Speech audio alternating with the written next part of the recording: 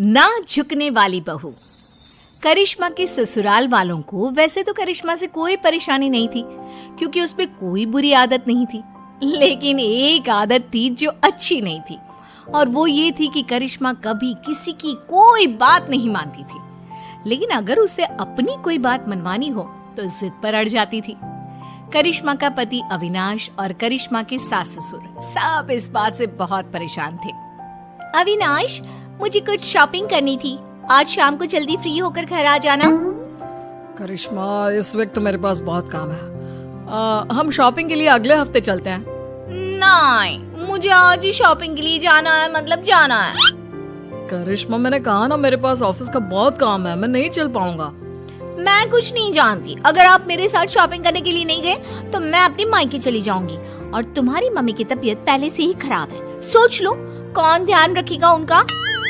अरे बेटा, तुम कभी तो अपने पति की बात सुन लिया करो, एक हफ्ते में क्या बिगड़ जाएगा। मैंने कह दिया सो कह दिया, मैं झुकूंगी नहीं। शाम को अविनाश करिश्मा को शॉपिंग के लिए लेकर जाता है। अविनाश, मुझे ये ड्रेस बहुत पसंद आ रहा है। अरे लेकिन ये पूरे 20,000 का है। तो क्या हुआ, मुझे ड्रेस पसंद है और मुझे लेना है। करिश्मा, इस बार बजट थोड़ा गड़बड़ हो गया यार, अगले महीने तुम ये ड्रेस ले लेना। कभी तो अपनी जिद छोड़ दिया करो ना डार्लिंग। मैं यही ड्रेस लूंगी, कहा ना मैं झुकूंगी नहीं। कुछ दिनों के बाद, करिश्मा बेटा, अविनाश के मामा जी हमारे घर आ रहे हैं।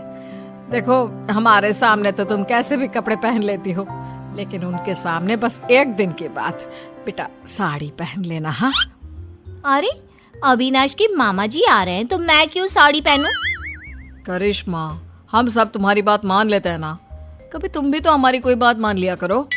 कितनी बार कह चुकी हूँ, मैं झुकूंगी नहीं।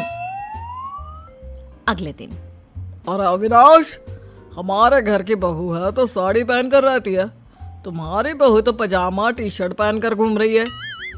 अब क्या बताएं, बहुत समझाने की कोशिश की, लेकिन किसी की बात नहीं सुनती, हर बात पे कहती है मैं झुकूंगी नहीं। बात करने की कोशिश करता हूँ। अरे करिश्मा बेटा, जरा इधर तो आओ। जी मामा जी, बताइए क्या हुआ? अरे वैसा तो तुम बहुत प्यारी हो बेटा, लेकिन तुम्हें इतना तो पता होगा ना कि कोई बड़ा घर आता है तो उसके पैर छूने चाहिए। देखिए मामा जी, मैं किसी के आगे झुकती नहीं, दिल से सबकी रिस्पेक्ट करती हूँ, मैं झुकूंगी तो बिल्कुल भी नहीं। सुन लिया आपने मामा जी, समझा समझा कर थक गए, हम किसी की नहीं सुनती। कुछ दिनों के बाद करिश्मा अपने पति अविनाश के साथ घूमने जाने का प्लान बनाती है। मम्मी जी, मैं और अविनाश 2 दिन के लिए बाहर घूमने जा रहे हैं, आपको कोई ऐतराज तो नहीं है ना? अरे नहीं बेटा, मुझे क्या परेशानी होगी, आराम से घूम कर आओ। वैसे कब निकलने वाले हो? मम्मी, मैं तो करिश्मा से कह रहा था कि सुबह के वक्त निकलते हैं ताकि शाम होते होते पहुंच जाए। नहीं, मुझे रात को ट्रैवल करने में बहुत मजा आता है, और अब तो हम रात को ही जाएंगे।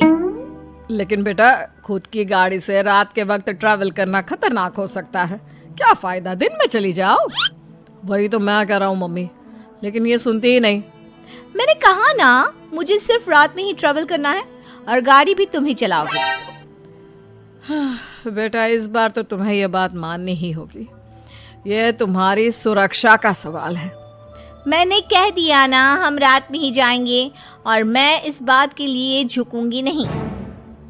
करिश्मा की जिद के आगे अविनाश की एक नहीं चलती, और वो दोनों रात को गाड़ी लेकर शहर से बाहर जाने के लिए निकलते हैं। रास्ते में अविनाश की गाड़ी खराब हो जाती है, तभी वहां पर 4-5 गुंडे पहुंच जाते हैं।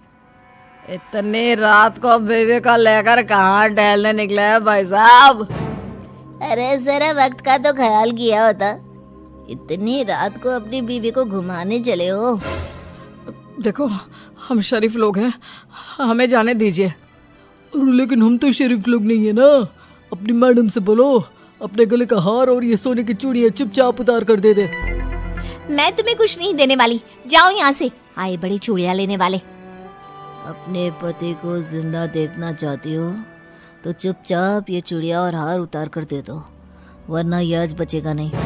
करिश्मा, अगर तुम्हें मेरी और अपनी जान प्यारी है तो अपने गहने उतार कर प्लीज इन गुंडों को दे दो। ए गुंडा किसको बुला रहे हैं हाँ? सॉरी भाई साहब, गलती हो गई। मेरा मतलब करिश्मा, अपने गहने उतार कर इन भाई साहब को दे दो। मैं अपने गहने किसी को नहीं दूंगी। दूसरा गुंडा चाकू निकालकर अविनाश के गले पर रख देता है।